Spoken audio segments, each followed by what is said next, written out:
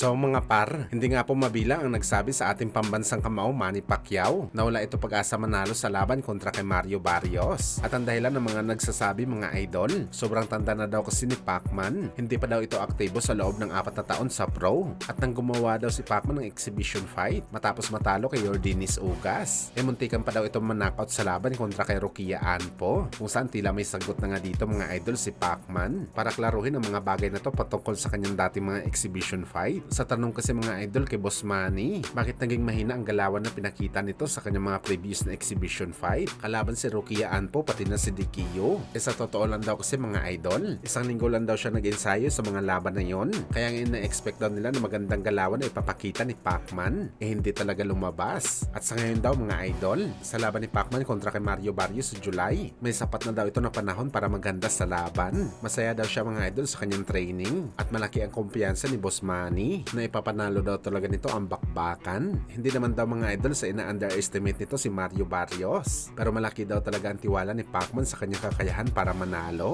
Paparusahan daw nito mga idol ang kanyang katawan sa training. Ito nga ang trademark quote ni Pacman mga idol dati pa. Paparusahan ng sarili sa training para pagdating sa laban maging easy na lang ang bakbakan.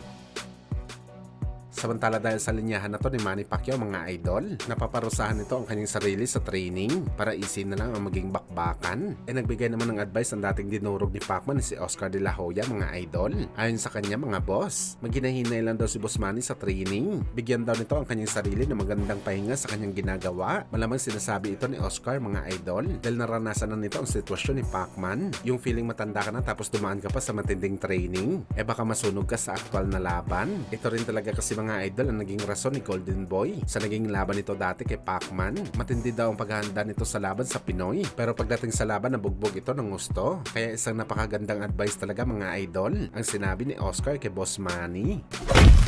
Sa kabilang banda naman mga idol, sa mga hindi po nakakaalam sa laban ni Carl James Martin, kalaban si Francisco Portillo. Undercard po ito mga idol sa double header na bakbakan ni Caleb Plant at Charlo sa linggo. Malamang prelims ang laban ni Wonderboy at posible natin ito mapanood mga idol ng live ng libre sa PBC YouTube channel. Suportahan natin mga idol ang laban ni Martin. Mag-expect tayo na magpapakitang gilas si Martin dito dahil ito ang unang laban niya sa Amerika. At isa pa mga idol, bumagsak si Martin sa rankings ng WBO. Sinapawan siya ni Goodman sa number 1 at sa laban ni Martin sa linggo mga idol, malaki ang tsansa nito na mabawi niya ang number 1 spot kay Goodman kapag nag-update na ang WBO rankings. Mas mainam talaga mga idol ang number 1 si Martin para mapalapit talaga ito mapalaban sa Japanese monster Naoya Inoue.